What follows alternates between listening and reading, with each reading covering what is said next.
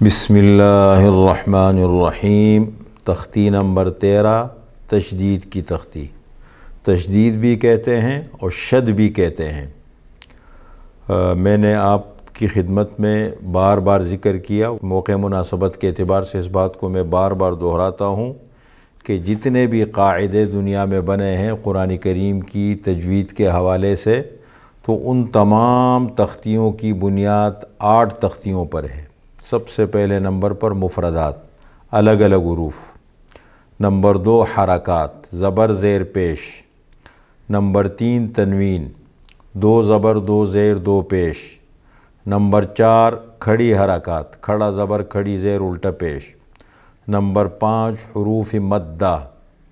Number 6 حروف لین۔ Number 7 جزم، جس کو سکون بھی کہتے ہیں، اور نمبر 8 ہے تشدید۔ یہ 8 بنیادی تختیاں ہیں۔ تو یہ آج تختی ہے جس کو ہم ذکر کرتے ہیں۔ دیکھیں، سب سے پہلی بات، تشدید کس کو کہتے ہیں؟ 3 دندانے بنے ہوتے ہیں۔ اس کی تعریف ہم یوں کریں گے، اصل تو دیکھیں گے پہچانیں گے تو سمجھ جائیں گے۔ 3 دندانے والے کو تشدید کہتے ہیں۔ کسی بھی حرف کے اوپر بنا ہوتا ہے، 3 دندانوں کو تشدید کہتے ہیں۔ اور جس حرف کے اوپر تشدید آ جائے، تشدید والا حرف، اس کو مشدد کہتے ہیں۔ اور مشدد حرف 2 مرتبہ پڑھا جاتا ہے، ایک مرتبہ پہلے والے حرف کے ساتھ مل کر کے اور دوسری مرتبہ خود مستقل۔ جیسے مثال کے طور پر اب با ہے تو اصل میں یوں ہے، اب با، اب پھر اس کے بعد با ہے۔ اب 2 حرف ایک جنس کے جمع ہو گئے، ان کو ملا دیے تو ہو گیا اب با، اب با۔ اب ایک حرف شمار ہوتا ہے، لیکن در حقیقت یہ 2 حرف ہوتے ہیں، پہلا ساکن دوسرا متحرک۔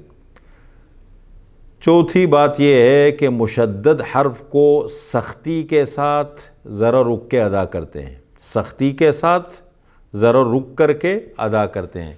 جیسے ابا، ابا، ابا، اتا، اتا، اتا، اشا، اشا، اشا۔ تو سختی کے ساتھ ذرا رک کے ادا کریں گے۔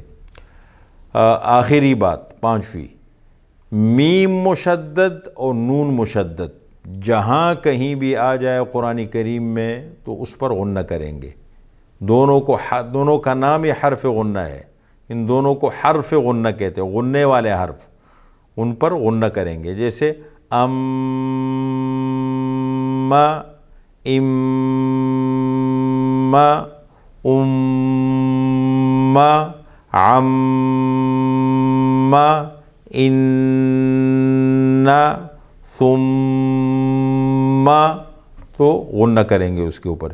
یہ بنیادی معلومات تھی تشدید کے تختی سے متعلق۔ ایک اور چیز کا ذرا خیال رکھیں، ہر تختی میں ہم نے را کے قاعدے آپ کے سامنے دہرائے، اور پھر باقاعدہ الگ سے انت کی تختی میں ہم نے اس کو الگ سے بھی ذکر کیا۔ دیکھیں، عام طور پر ایک غلط فہمی ہوتی ہے، را پر زبر یا پیش ہو را کو موٹا پڑھتے ہیں، را کے نیچے زیر ہو تو را کو باریک پڑھتے ہیں، اور اگر را ساکن ہو تو اس سے پہلے والے حرف کو دیکھا جاتا ہے، اس سے پہلے زبر پیش ہو را کو موٹا پڑھتے ہیں، اس سے پہلے زیر و باریک پڑھتے ہیں۔ تو بسا اوقات لوگ سمجھتے ہیں کہ چونکہ را مشدد بھی 2 حرف ہوتے ہیں، پہلا ساکن دوسرا متحرک، تو اس سے پہلے والے حرف کو دیکھیں گے، تو ایسا نہیں ہے۔ را مشدد یا کوئی بھی مشدد حرف وہ حقیقت میں 2 حرف ہوتے ہیں، لیکن جب آپس میں مل جاتے ہیں، مشدد بن جاتے ہیں، تو وہ ایک حرف شمار ہوتا ہے، پڑھنے کے اعتبار سے ادائیگی میں ایک حرف شمار ہوتا ہے۔